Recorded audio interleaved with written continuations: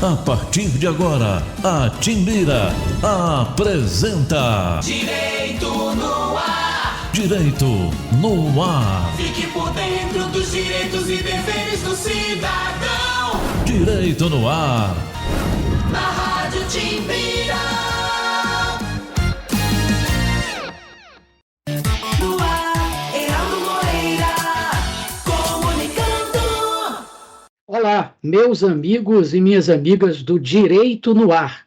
Hoje, 4 de abril de 2023, aqui na gravação do nosso programa, iremos tratar do tema Justa Causa para a Investigação Criminal. E para isso convidamos o delegado da Polícia Civil e também professor universitário, Dr. Cleopas Isaías. Destacamos que o programa Direito no Ar é fruto da parceria entre a Rádio Timbira, a Associação dos Magistrados do Maranhão e o Instituto Mérito. Doutor Cleopas, em primeiro lugar, muito grato pela sua disponibilidade em conversar conosco. A gente sabe que o seu tempo é muito corrido com essas duas atividades, a Polícia Civil, a docência. E como, tradicionalmente, doutor Cleopas, quando o entrevistado vem ao Direito no Ar pela primeira vez, a gente procura, antes de entrar no tema da entrevista, conhecer um pouquinho da história do entrevistado, porque certamente a sua história de vida vai servir de inspiração para algumas das pessoas que estão nos acompanhando nesse momento. Como foi que o senhor foi parar na Delegacia da Polícia Civil e na docência superior? Obrigado, antes de tudo, Heraldo Moreira, obrigado pelo convite e parabéns pelo programa. Bem, é uma longa história, mas vamos tentar resumir aqui em pouco tempo. Eu sou do interior do estado do Maranhão, nasci em Santa Luzia do TID, e vim para cá em 1992, vim para estudar, para fazer o segundo grau, e assim eu continuei, fiz faculdade, fiz Direito na UFMA, e ainda quando eu estava na faculdade, eu me submeti a um concurso público para escrivão da Polícia Civil. E isso em 1998. E logo depois que eu me formei, eu fiz 2 outros concursos, já para nível superior, para a Polícia Federal e para delegado da Polícia Civil do Estado do Maranhão. Consegui êxito, fui aprovado nos 2 concursos. Fui convocado inicialmente para a Polícia Federal, então eu saí da Polícia Civil, fui para a Polícia Federal, onde eu fui escrivão também da Polícia Federal, e quando fui convocado aqui para delegado, eu retornei, e assim eu sou do concurso 2001, como delegado de polícia, então foi assim que eu me tornei delegado de polícia, estudando e fazendo o concurso que é exigido. Com relação à academia, eu dou aula há muitos anos. Antes mesmo de ser professor universitário, eu já era professor em cursinho pré-vestibular, inclusive, aqui. Cheguei a dar aula no José Maria do Amaral. Eu dava aula particular antes de dar aula no cursinho. Então, sempre foi uma atividade que, além de sobrevivência, era também uma atividade que eu gostava. E aí, depois de formado, eu fiz especializações, fiz mestrado, fiz doutorado e já dando aula na faculdade, tá? Dei aula na UNDB e no concurso de 2014, mais ou menos, foi o concurso que eu me submeti na Universidade Estadual do Maranhão, onde eu sou professor até hoje. Como a gente imaginava, uma história muito bonita, vitoriosa, muito rica e certamente inspiradora. Bom, vamos então agora, doutor Cleopas, tratar do tema de hoje. E o tema é Justa Causa para a Investigação Criminal. A primeira pergunta que todos que devem estar fazendo, os que estão nos acompanhando, é o que seria exatamente isso, doutor Cleopas? De uma forma bastante didática, eu diria, aquilo que justifica, são os fatores que podem justificar de maneira legítima, e esse é um ponto fundamental do conceito, a legitimidade, que possibilita de forma legítima, portanto, a instauração de uma investigação criminal contra determinada pessoa. Então, de forma técnica, seria a condição necessária e suficiente para fazer desencadear um procedimento investigatório, mas não só investigatório, embora eu trabalhe com este tema, mas não só investigatório, pode ser inclusive um processo, de maneira legítima esse procedimento que, via de regra, restringe direitos fundamentais do imputado. A grande preocupação com este tema foi perceber os males, os danos causados pela persecução criminal. Como já existiam muitos estudos acerca da justa causa no processo, e aí foi um outro ponto que me levou a ter o interesse de fazer essa pesquisa, é que, via de regra, os estudos que existiam e os livros que existem partem do início do processo. Analisam a justa causa para o processo. Mas o que é engraçado, Heraldo, é que todo mundo sabe que no curso do processo, a partir da propositura da ação penal, todos os direitos e garantias fundamentais incidem de maneira direta, contraditório, que é a decorrência, lógico, do devido processo legal. Contraditório, ampla defesa, enfim, tudo isso que incide no curso do processo, ainda assim exige-se justa causa para que ele se inicie e tenha um curso. E qual era a grande estranheza? Por que não uma justa causa para a investigação? Por que não antecipar esta análise já para o início de uma investigação? Já que no curso da investigação, ao contrário do processo, essas garantias e esses direitos incidem muitas vezes apenas de forma reflexa, tangencial, por razões óbvias. No curso da investigação, em tese, não existe, da investigação não existe acusação, existe uma suspeita, um investigado, e aí o pessoal diz, não precisaria defesa. Ora, mas se não existe contraditório, porque costuma-se dizer que a investigação é inquisitória, se não existe contraditório, se não existe ampla defesa, e se não existem diversas outras garantias incidindo aqui de maneira direta, mas apenas de forma reflexa, me parece, com muito mais razão, justificável uma investigação, uma análise, uma pesquisa, para tentar saber, afinal de contas, o que é que justifica a instauração de um procedimento criminal contra alguém. E aí, depois de uma mudança legislativa relativamente nova, a lei de abuso de autoridade, mais recente, o legislador trouxe 2 tipos penais, 2 crimes que estão relacionados diretamente a isso, considerando, por exemplo, crime de abuso de autoridade, a instauração de um procedimento sem a justa causa. Portanto, me pareceu absolutamente óbvio, eu já estava pesquisando, porque o livro é resultado da minha tese doutoral, então eu já estava no doutorado, já tinha esse tema, já estava pesquisando quando a lei foi publicada.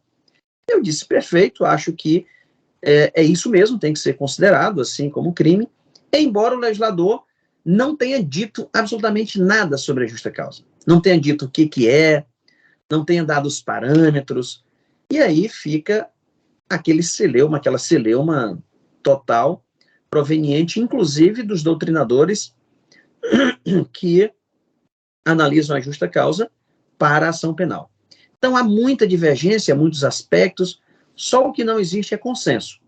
E aí, o que eu tentei fazer foi exatamente sistematizar isso, analisar como que o tema já é tratado no curso do processo, e antecipei, propus um conceito e os elementos estruturantes desse conceito, desse instituto, que é a justa causa para a investigação. Maravilha, eu acho que ficou bem claro mesmo. A gente vai já tratar de temas correlatos a esse. Mas eu fiquei aqui pensando, doutor Cleópes, enquanto o senhor tratava do início do tema, como ele é de fato relevante, porque eu fiz um paralelo com uma outra situação. Eu presido pela 2ª vez a Comissão de Ética da universidade onde eu leciono. E lá, hora ou outra, eu me deparo com essa questão, né? Será que há aqui um motivo realmente para iniciar um processo ético-disciplinar e Perfeito. colocar o professor, o aluno, o funcionário em xeque diante da comunidade acadêmica, porque é exatamente isso que acontece. É um micromundo ali. O seu mundo é um macromundo, porque a investigação criminal coloca a pessoa em xeque diante de toda a sociedade. Mas fazendo ali um micromundo, é um retrato disso, né? Teu raciocínio está corretíssimo, Heraldo. Eu, obviamente, por ser delegado de polícia, eu preferi verticalizar essa pesquisa e colocar para a investigação criminal. Porém, eu digo isso, inclusive, que a justa causa pode ser utilizada, esses parâmetros podem ser utilizados, para qualquer procedimento, não só criminal, mas também de disciplinar, ético-disciplinar, administrativo-disciplinar, improbidade, todos os procedimentos que afetam os direitos fundamentais da pessoa que a ele é submetida, deve possuir uma legitimação adequada e uma fundamentação, obviamente. E claro que para nós transpormos esses elementos para o procedimento disciplinar, para a improbidade administrativa ou para o procedimento ético disciplinar, teríamos, obviamente, que fazer uma adaptação, porque eu utilizo os elementos, os parâmetros típicos de uma investigação criminal. Mas está corretíssimo, o raciocínio pode ser transplantado sem qualquer problema. Perfeito. Doutor Cleópas Isaías, estamos conversando sobre a justa causa para a investigação criminal. O senhor disse que foi fruto do seu trabalho no doutorado, essa pesquisa e tal, então acabou resultando no livro que o senhor recentemente lançou. Como fazer para adquirir esse livro? Onde é que ele está disponível? O que o senhor poderia falar mais sobre essa obra? Porque certamente as pessoas que se interessam pelo tema, já que é uma ótica relativamente nova, esse olhar voltado para a investigação e não para o processo criminal, certamente as pessoas vão se interessar em ir atrás dessa obra. Ok. E eu antecipo dizendo que não só delegados de polícia, como poderiam alguns pensar, mas qualquer pessoa que se interesse pela investigação, advogados, juízes, promotores, qualquer um dos atores ou das pessoas que trabalham na administração da justiça criminal, pode fazer uso desse material. Porque e a advocacia, inclusive, porque, afinal de contas, nós estamos falando de limitação do poder punitivo. No momento em que eu digo que é necessário a existência de uma justa causa, e eu digo quais são esses parâmetros, eu estou limitando o poder do Estado. E, portanto, é de grande interesse para a advocacia, sem dúvida nenhuma. Ao mesmo tempo, para delegados, promotores, juízes, porque a utilização da justa causa legitima a atividade dessas pessoas, desses profissionais, delegados de polícia, membros do Ministério Público e magistratura, ao mesmo tempo que limita o seu poder. Então é um conceito e um instituto que tem essa dupla perspectiva, de legitimidade, mas também de limitação do poder. Esta obra, posso mostrar aqui, sem nenhum problema? Ela é publicada pela editora De Plácido, que é uma editora de Minas Gerais, e está disponível no site. Por coincidência, inclusive, todo o site está em promoção, com desconto de 25%. Foi uma coincidência a nossa conversa, a nossa entrevista com esse desconto, pelo site da editora De Plácido. Então, facilmente as pessoas podem fazer a sua aquisição. Maravilha. Bom, o resultado da sua pesquisa, pelo que eu entendi na sua fala anterior, foi o senhor conseguir determinar com clareza quais seriam os elementos, né, identificadores, os parâmetros que servem para identificar a justa causa. Seria essa mesma a conclusão da pesquisa? Exato. Uma delas, né, que nós temos, e é importante frisarmos isso, além desses parâmetros, é importante que nós tenhamos de forma muito clara, Heraldo, quais são os procedimentos investigativos nos quais são materializadas as investigações criminais. As investigações criminais no Brasil podem ser realizadas por diversos órgãos. A polícia não possui um monopólio dessa investigação? É possível, inclusive a CPI, todo mundo sabe disso. CPIs realizam investigações criminais. O Ministério Público realiza a investigação criminal. Os órgãos de controle, como, por exemplo, controladoria, podem fazer uma investigação dentro do seu âmbito de atribuição que resulta na configuração de crimes. E, portanto, aquela investigação vai ser uma investigação criminal. Receita Federal, COAF, enfim, nós temos diversos órgãos no Brasil que compõem essa estrutura multifacetada de investigação criminal. Portanto, nós não possuímos esse monopólio. Porém, a polícia, por razões óbvias, já que a Constituição lhe atribuiu como atividade principal a investigação, realiza a maior parte das investigações no Brasil. Os demais órgãos, por possuírem outras atribuições, somente de forma secundária, atípica, realizam investigações criminais. Então, só por esta razão é que no Brasil, a imensa maioria das investigações criminais é realizada precisamente pelas polícias civis dos estados e a Polícia Federal. E dessas investigações resultam alguns procedimentos básicos. O principal deles é o inquérito policial. Óbvio, todo mundo conhece o inquérito, já ouviu falar. Que é um procedimento mais complexo e que procura investigar crimes de maior potencial ofensivo e alguns de médio potencial ofensivo. Além disso, nós temos o chamado TCO, ou Termo Circunstanciado de Ocorrência, que até outro dia era um procedimento específico e de atribuição exclusiva das polícias civis, mas que o STF acabou estendendo também à Polícia Rodoviária Federal e às polícias militares. E o TCO materializa o resultado de uma investigação de crimes, de infrações penais de menor potencial ofensivo. Aquelas infrações cuja pena máxima seja igual ou inferior a 2 anos. É um procedimento mais simplificado, por óbvio. A Lei 9.099, que criou os juizados especiais cíveis e criminais, estrutura sua competência e traz uma série de princípios como simplicidade, oralidade, enfim, celeridade, e dispensam, inclusive, autuação em flagrante, no caso de um autor de crime de menor potencial ofensivo, como regra, pelo menos. Mas, além disso, nós temos investigações de atos infracionais praticados por adolescentes.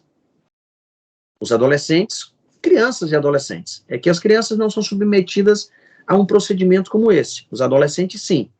Quando praticam uma conduta que está prevista como crime ou como contravenção, essa conduta é chamada, tecnicamente, de ato infracional. E nós temos também um resultado, um procedimento, que é um auto de investigação de ato infracional. Todos esses procedimentos exigem justa causa.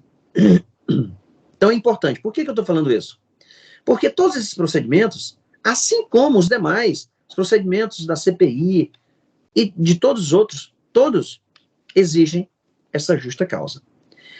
No caso específico de investigações criminais, nós temos alguns elementos que são essenciais. São parâmetros dogmáticos que estruturam o próprio conceito de justa causa. O primeiro deles é a tipicidade. Não é possível sequer a instauração de um procedimento investigativo, vamos falar, por exemplo, do inquérito, sem que haja tipicidade aparente. Por que eu chamo e eu qualifico de aparente alguns desses elementos? Basicamente 3 deles. Porque é claro que a cognição, a análise que é feita pelo delegado de polícia no momento da instauração de uma investigação é superficial, é sumária. Ele não tem como fazer uma cognição profunda, exauriente, o que só vai acontecer ao final, numa sentença, ao final da persecução criminal. Todas as análises feitas por todos os atores que atuam na persecução criminal, até o momento da sentença, é uma análise superficial. Diante disso, o delegado de polícia só poderá deixar de instaurar um procedimento quando existir de maneira inequívoca, e isso é fundamental para a identificação dessa aparência, porque se não for inequívoca, existe aparência de tipicidade, mas se existir de maneira inequívoca a presença de uma causa excludente dessa tipicidade, ou da juridicidade, como nós vamos mencionar daqui a pouco, não seria possível. Então, o que é a tipicidade, que é esse primeiro elemento? É, de forma bastante simples, a previsão em lei, já que no Brasil nós temos, em matéria penal, o princípio da legalidade. Só é possível alguém responder por um crime, obviamente, se essa conduta estiver proibida por lei. Só que a simples previsão legal não é suficiente.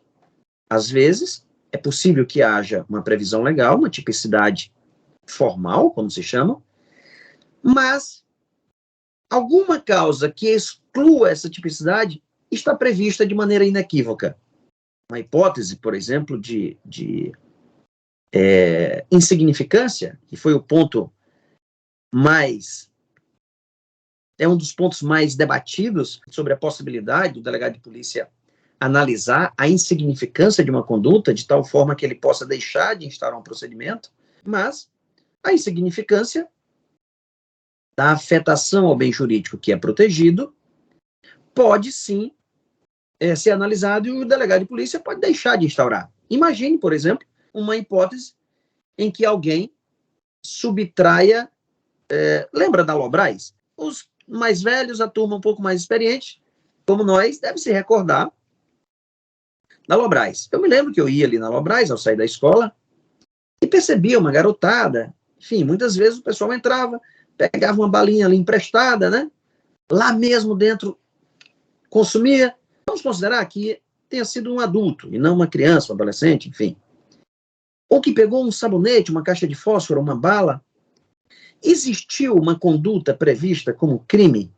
Aparentemente, sim. Subtrair para si ou para outra em coisa alheia móvel é crime, é furto.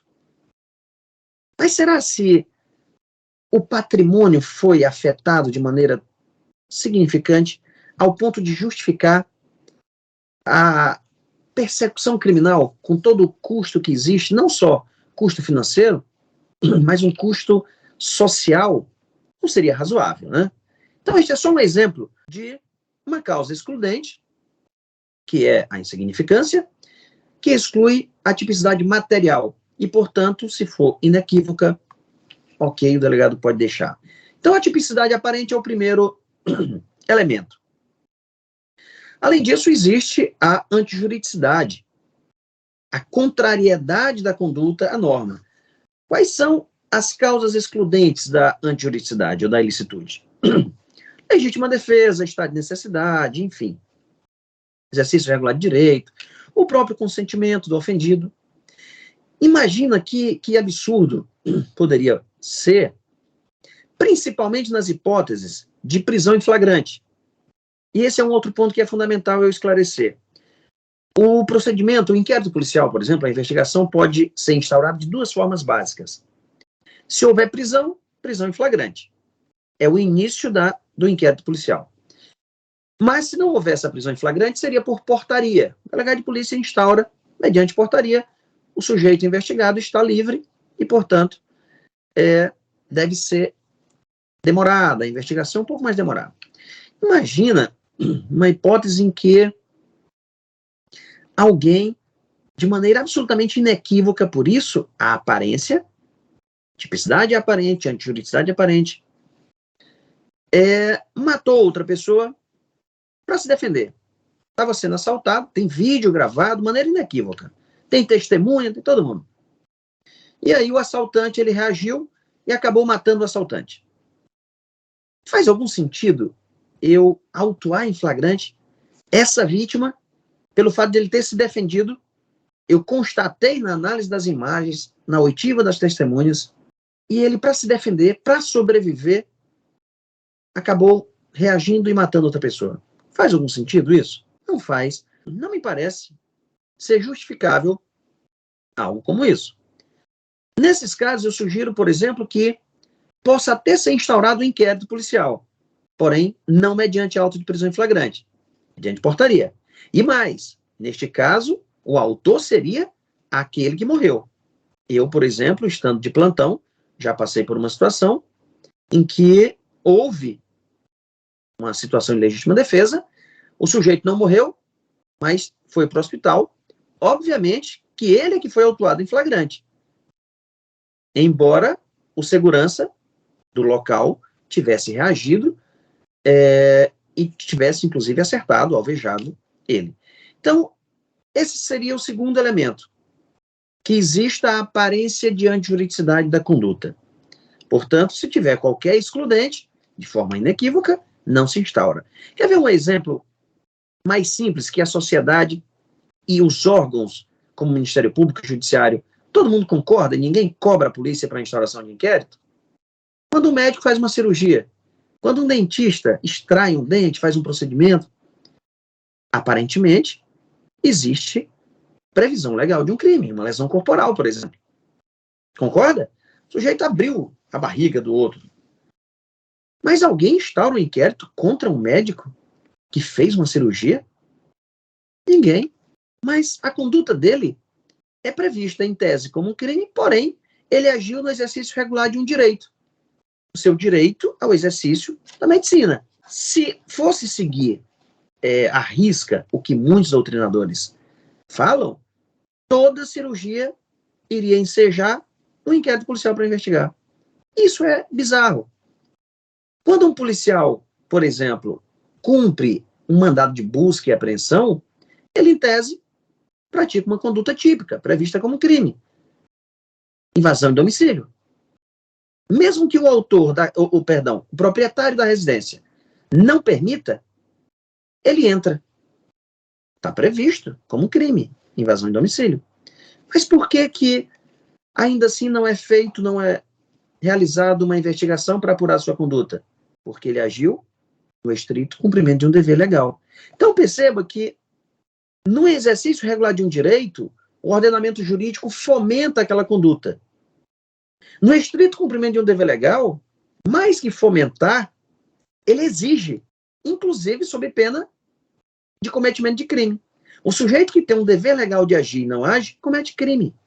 Não faria sentido que ainda assim eu pudesse considerar como criminosa uma conduta praticada no estrito cumprimento de um dever legal, por exemplo. Portanto, não haveria justa causa para a instauração de um inquérito. O terceiro elemento é um elemento secundário, digamos assim, mas que o Estado resolveu, por uma questão de política criminal, dizer ou exigir para a persecução criminal a manifestação de vontade da vítima. Diversos crimes praticados no Brasil exigem que o Estado assim quis que a vítima manifestasse essa vontade. É a chamada representação, direito de representação do ofendido, e alguns crimes são condicionados à representação do ofendido, ou mesmo no caso do requerimento, se tratar de crime de ação penal privada, ou no caso de ação pública condicionada à requisição do ministro da Justiça. Que a gente reúne tudo isso, a doutrina chama tudo isso de condições objetivas de procedibilidade. Ou seja, determinados crimes só poderão ser investigados se algumas condições forem cumpridas, que são condições objetivas que o Estado exige para que seja procedida. Por isso, condição objetiva de procedibilidade. Sem isso, não é possível sequer prisão em flagrante. Lesão corporal leve, por exemplo. Duas pessoas estão brigando, deram umas porradinhas lá, trocaram soco, polícia militar levou para a delegacia. Eu vou perguntar, cidadão, quer representar contra? Então, ele vai dizer não, não quero ou quero. E se ele disser que eu não quero, que não quer, eu não posso fazer nada. E se eu fizer, eu cometo crime de abuso de autoridade. Então veja, esse então é o terceiro elemento. Sempre que a lei exigir a presença de determinadas condições, eu não poderei instaurar um inquérito policial, por exemplo, sem o cumprimento dessas condições. Quarto elemento. E mais, esses elementos que eu estou elencando aqui, que eu considero como os elementos que compõem a justa causa, são cumulativos. Todos têm que estar presentes. Não são alternativos, não. São cumulativos. O quarto elemento é a originalidade. Eu chamo de originalidade literalmente a condição de original. Não é possível de inaugural a instauração de um procedimento investigativo quando aquele caso, por exemplo, já tiver sido objeto de outra investigação ou outro processo. Quando já tiver, por exemplo, trânsito em julgado, quando tiver uma outra investigação sobre o mesmo fato e sobre a mesma pessoa, ele deixará de ser original e, portanto, não poderá ser instaurado. Entende? Então, é necessário que eu, ao iniciar uma investigação, consiga perceber, ou pelo menos que não tenha essa informação, mas hoje é muito fácil de sabermos, se aquele crime não já foi objeto de uma outra investigação ou de um processo, ou se já não está julgado. É o que eu chamo de originalidade. Por fim, o quinto elemento é a punibilidade concreta aparente. Ora, de nada vai adiantar, Heraldo, que exista tipicidade, antijuridicidade, condições objetivas de procedibilidade, se o fato, por exemplo, já estiver prescrito. Não haverá concreta possibilidade de punição. O que eu chamo de punibilidade concreta, aparente, pode ser estruturado em 3 elementos. 3 elementos compõem esse último parâmetro. 1 positivo e 2 negativos. A lei, por questões também de política criminal, algumas vezes, traz situações que, ou em razão do tempo, como no caso da prescrição, enfim, a decadência, que diz, olha, eu posso até punir, mas eu não posso fazer isso a qualquer tempo. Quando eu quiser punir alguém pela prática de um crime a qualquer tempo, eu vou ter que dizer de forma expressa que esses crimes são imprescritíveis, por exemplo. E tem vários. Mas quando eu não fizer isso, cuidado. Vamos procurar ser diligentes, vamos punir, porque do contrário você vai perder o direito de fazer isso. Você não, eu, Estado. É o Estado que está fazendo isso, que o legislador também é Estado. É o legislador dizendo para os aplicadores do direito.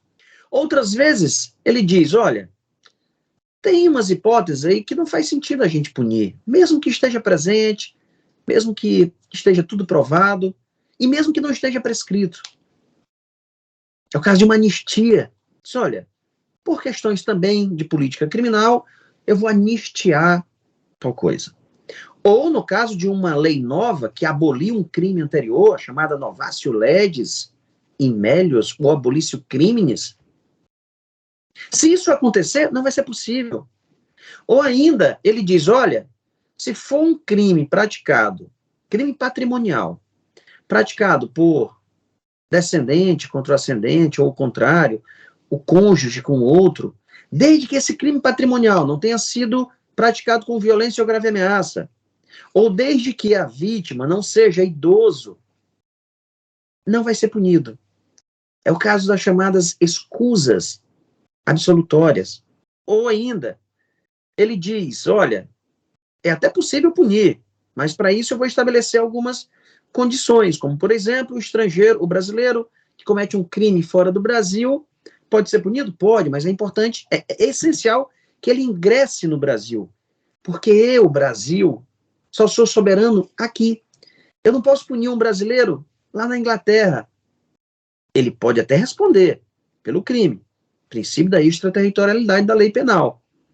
Porém, eu não posso puni-lo lá. O processo penal é essencialmente territorial. Ele tem que estar aqui dentro. Então, existem algumas condições que eu sistematizo em 3 grupos, que é, primeiro, a presença das condições objetivas de punibilidade. Todas as vezes que o Estado, que o legislador exigir, tem que estar presente essas condições. Se não tiver, não haverá punibilidade concreta. Segundo, A ausência inequívoca de escusas absolutórias. Um filho que furta o patrimônio do pai, infelizmente, se ele não for idoso, o pai, tudo presente, tudo provado, não vai responder. O sujeito é isento de pena. Terceiro, ausência inequívoca de causas extintivas da punibilidade. Claro que nem todas as causas extintivas da punibilidade incidem na fase de investigação criminal. Quais são elas que incidem? A morte do agente, a anistia, como mencionei, retroatividade da lei descriminalizadora, prescrição, decadência e a renúncia do direito. Então, esses são os 5 elementos ou parâmetros ou vetores, como eu chamo, que compõem a justa causa. Maravilha. Olha, não foi uma explicação sobre, ou uma entrevista sobre justa causa para investigação criminal. Foi uma aula de direito penal que foi dada aí pelo delegado e professor Cleopas Isaías. Doutor Cleopas, a gente teria muito mais coisas a tratar desse tema, mas eu já vou lhe fazer o convite para lá na frente o senhor retornar para a gente conversar mais, porque o papo é extremamente rico e agradável com o senhor. Muito obrigado. Mas agora, em função da limitação do tempo, eu só queria lhe agradecer mais uma vez pela sua disponibilidade e lhe abrir espaço para suas considerações finais. Ok. Eu que agradeço, de fato é um tema muito instigante, muito interessante, e além de tudo, eu acho que o essencial é termos de maneira muito clara que a análise da justa causa por todos os atores faz com que todo mundo ganhe, ninguém sai perdendo. O Estado ganha porque as suas ações ficam legitimadas, o investigado ganha porque os seus direitos são garantidos, e, obviamente, a sociedade ganha, que é interessada na paz social. Então, eu acho que é um tema de extrema relevância para todo mundo que atua e tem interesse nesses temas. Então, muito obrigado. Nós que agradecemos. Bom, conversamos com o delegado da Polícia Civil aqui no Maranhão e também professor universitário Cleopas Isaías, sobre o tema justa causa para a investigação criminal. E agora vamos acompanhar, para finalizar o Direito no Ar de hoje, mais um excelente programa Link CNJ. Um forte abraço e até a semana que vem. Olá, está no ar mais uma edição do Link CNJ. Aqui você acompanha assuntos da justiça que impactam o seu dia a dia em reportagens e conversas exclusivas com personalidades do mundo jurídico. E hoje vamos falar das novas diretrizes para o reconhecimento de pessoas em procedimentos e processos criminais. A resolução foi aprovada pelo plenário do CNJ por unanimidade no mês passado. O objetivo é reduzir prisões e condenações injustas de inocentes e, claro, garantir a responsabilização dos verdadeiros culpados. A resolução é resultado de um grupo de trabalho que reuniu especialistas no tema e desenvolveu estudos e procedimentos a serem observados pelo Poder Judiciário, com base, inclusive, em experiências de outros países. Nos Estados Unidos, por exemplo, entre pessoas injustamente condenadas, 70% dos erros foram causados por reconhecimentos equivocados. A ampla produção científica internacional tem demonstrado que o reconhecimento equivocado de pessoas é uma das causas principais do erro judiciário.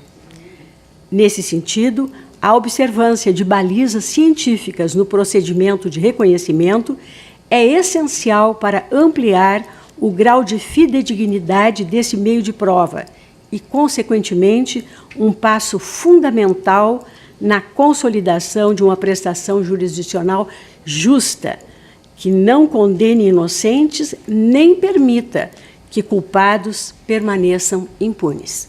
A resolução estabelece que, antes do reconhecimento, é preciso investigar indícios de participação da pessoa no crime.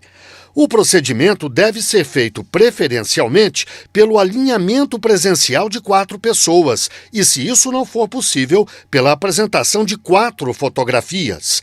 Fotos de redes sociais e álbuns de suspeitos não podem ser usados.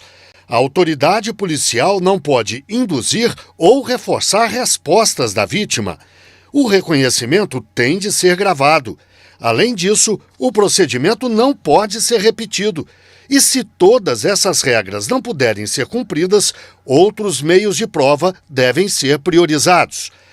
O trabalho foi coordenado pelo Departamento de Monitoramento e Fiscalização do Sistema Carcerário e do Sistema de Execução de Medidas Socioeducativas.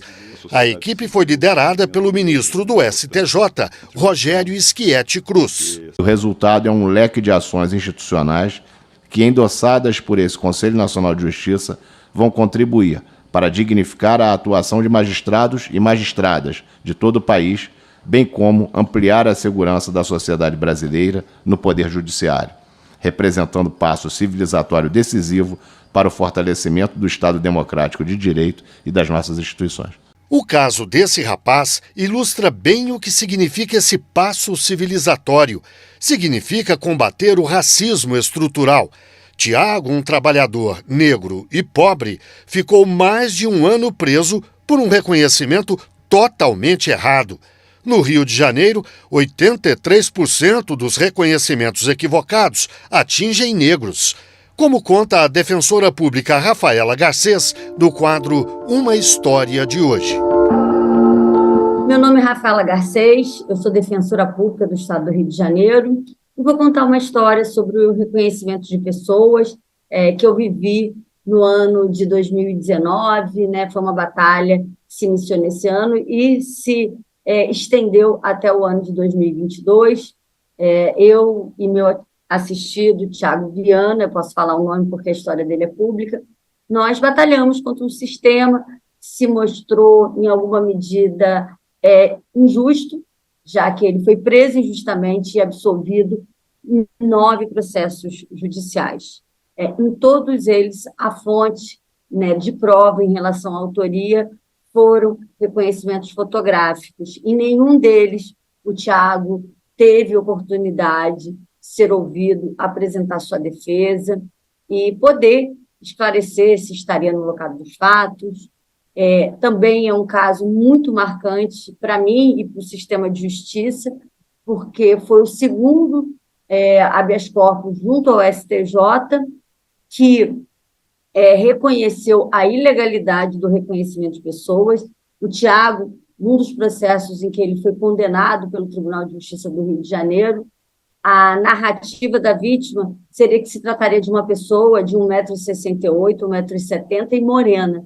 O Tiago é um jovem negro de 1,80 m, mas com com essa situação dele de negro, pobre, periférico, ele não teve a oportunidade, né, na fase, principalmente da delegacia, se defender e, portanto, ele respondeu a diversos processos. Felizmente, o Tiago foi, depois de vários recursos e várias medidas judiciais, absolvido em todos os processos.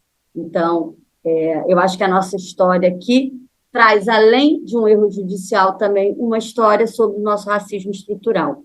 É importante também lembrar que o Tiago também, apesar das absolvições, ele ainda era mantida a imagem dele num álbum fotográfico numa delegacia. Então, ele também teve a impetração em favor dele de um mandado de segurança, em que aí, finalmente, ele teve a imagem dele retirada desse álbum de suspeitos. E eu só queria ressaltar que esse caso também chama muita atenção, que ele nunca foi ouvido, nunca foi encontrado com nenhum pertence da vítima, nunca foi preso em flagrante ou encontrado com arma ou qualquer instrumento que demonstrasse que ele teria alguma vinculação com a atividade criminosa.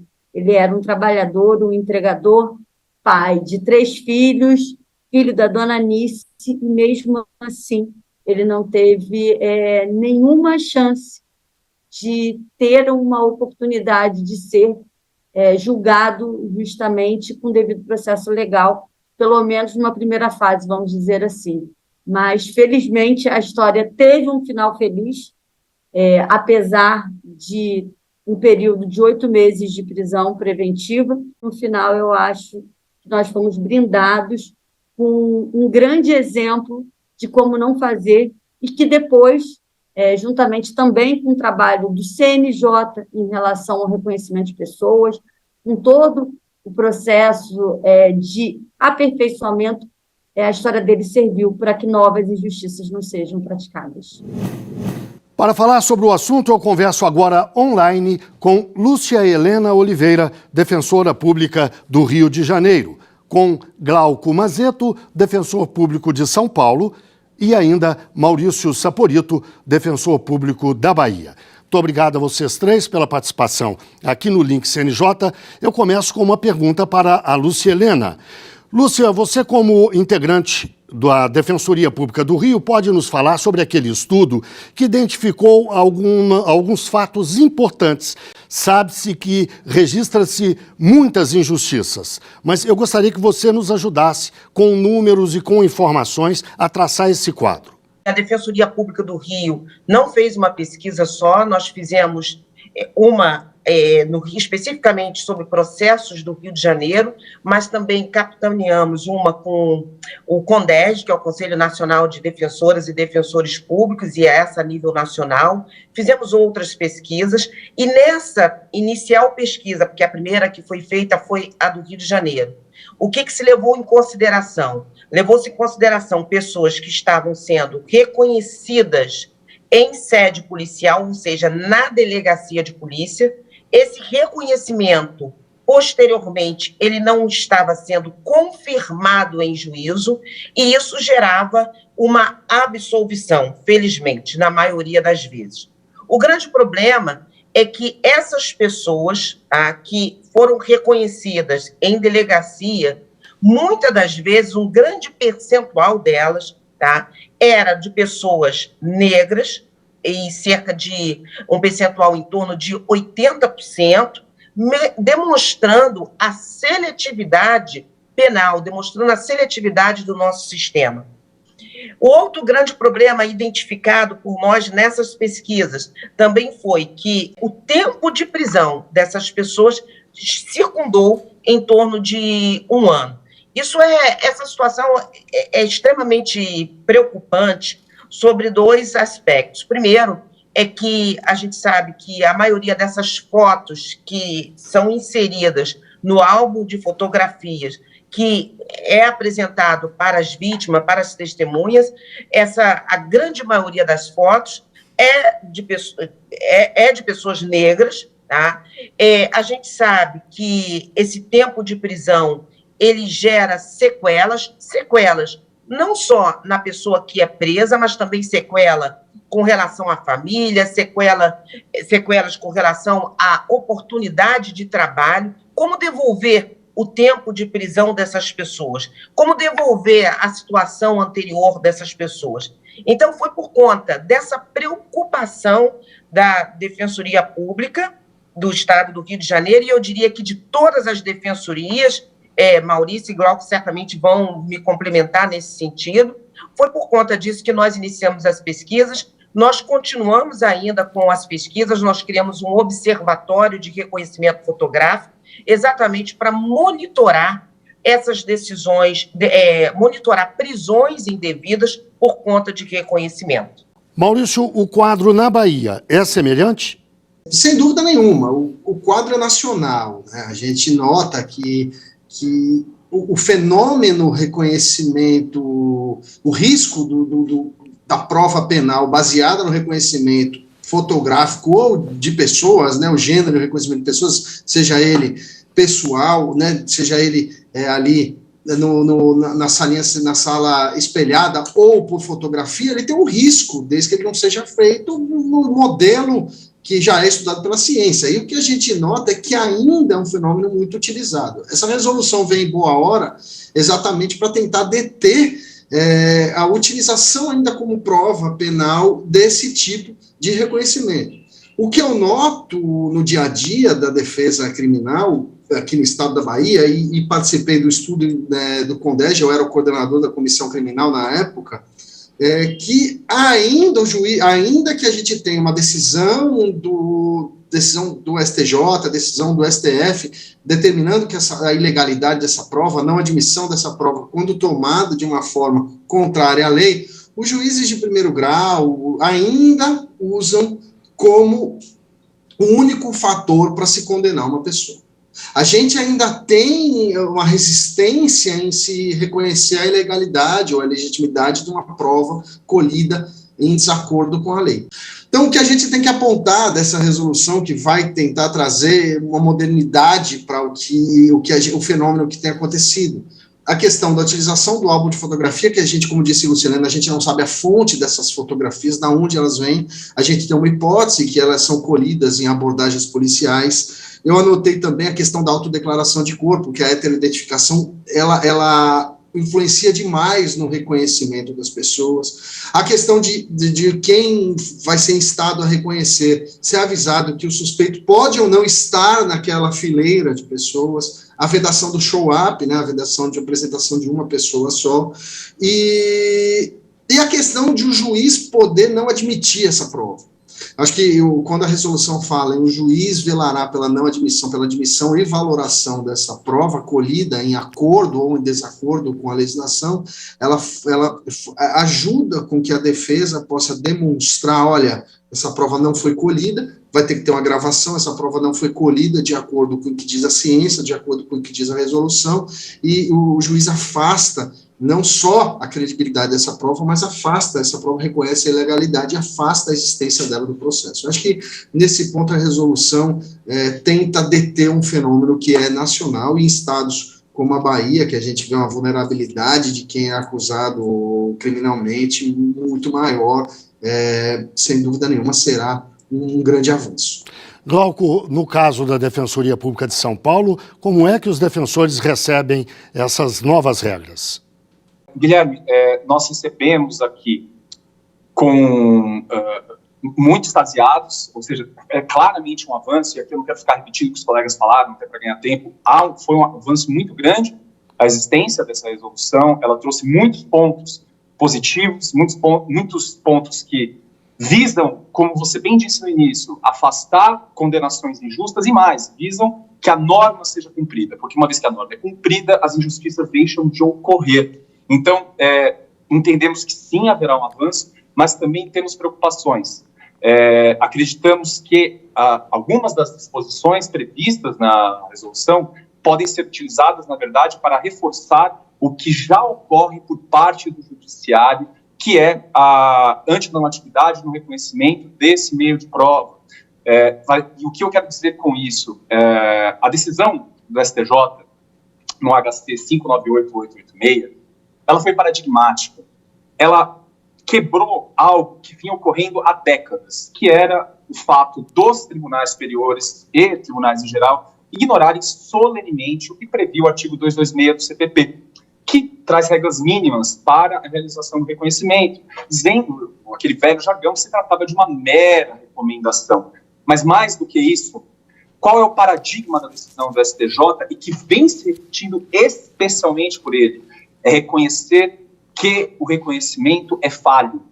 Ou seja, ele é um meio de prova, mas não é o meio de prova. Como bem o Maurício colocou aqui, é muito comum que o judiciário entenda que o reconhecimento por si, sem nenhum outro elemento probatório, é suficiente para condenar uma pessoa. E a decisão do STJ quebra isso, indicando que, justamente, a identificação de alguém por outra pessoa pode ser equivocada, ainda que se adote todos os cuidados possíveis. E aqui vem um ponto de elogio, porque a resolução, ela adota todos os cuidados possíveis. Porém, deve-se destacar, ainda que todos os cuidados tenham sido adotados, ou seja, ainda que todo o procedimento da resolução tenha sido observado,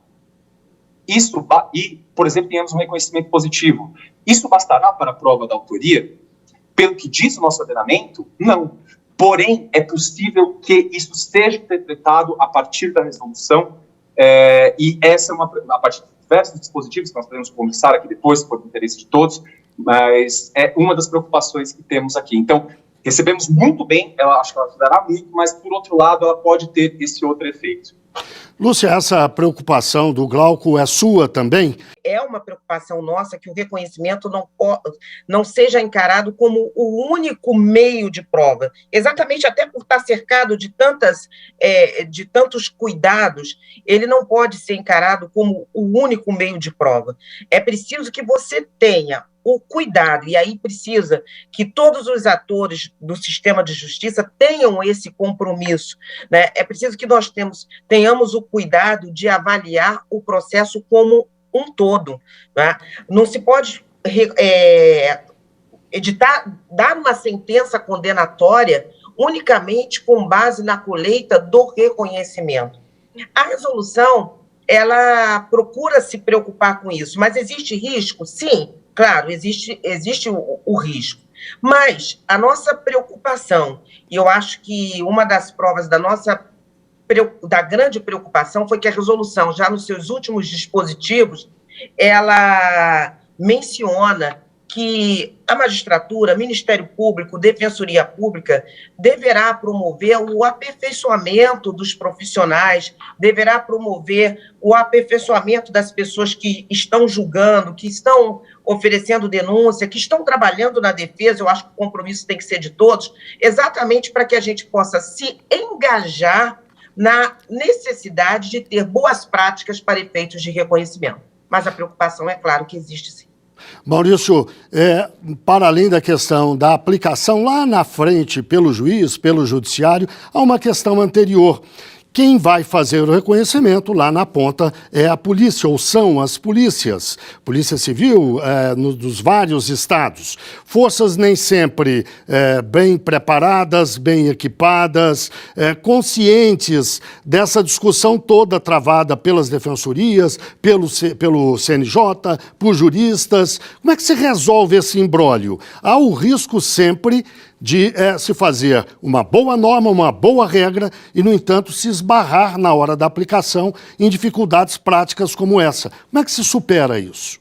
Olha, Guilherme, essa é uma questão muito delicada, porque, de alguma forma, uma norma editada pelo Conselho Nacional de Justiça não vai conseguir chegar na força policial, né? Não seria uma norma de uma força cogente ao chegar na força policial, ali no que é feito nas delegacias. Eu acho que a Lúcia disse muito bem a questão da capacitação, você chamar os policiais para essa capacitação. Nós tivemos aqui, numa comarca do interior da Bahia, chamada Euclides da Cunha, nós tivemos um projeto piloto em parceria com o Instituto que trabalha com essa formação, o Instituto Baiano de Direito Processual Penal. A gente fez uma capacitação para as forças de segurança exatamente no reconhecimento fotográfico, reconhecimento de pessoas, trazendo as novas tendências jurisprudenciais e como isso pode afetar o resultado.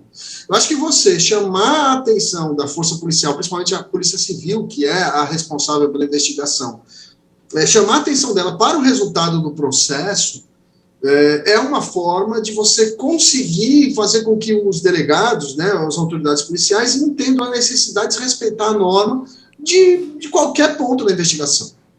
Respeitar os direitos da dignidade da pessoa humana, né, as garantias individuais e cumprir a lei, o artigo 226 do Código de Processo Penal, com agora essas novas diretrizes. É óbvio, quando o judiciário passar a não aceitar aquele reconhecimento que veio viciado da delegacia, eu acho que é uma tendência, um juiz amigo meu fala muito do efeito pedagógico da decisão judicial, né? Você negando o valor, não admitindo aquela prova colhida desde a delegacia de uma forma ilegal, você tende a fazer com que as autoridades policiais que têm um conhecimento desse resultado mudem o seu formato, mudem a sua forma de fazer. E, claro, aqui a gente também não vai tirar a nossa responsabilidade enquanto defesa pública de ficar chamando atenção para isso, e também vamos aqui chamar a responsabilidade do Ministério Público, de agir junto com as polícias, de ir até a delegacia e mostrar como deve ser feito para que a prova penal seja rígida, e no dizer do Glauco aqui, vou parafraseá-lo, que uma prova penal seja rígida, né, que é a questão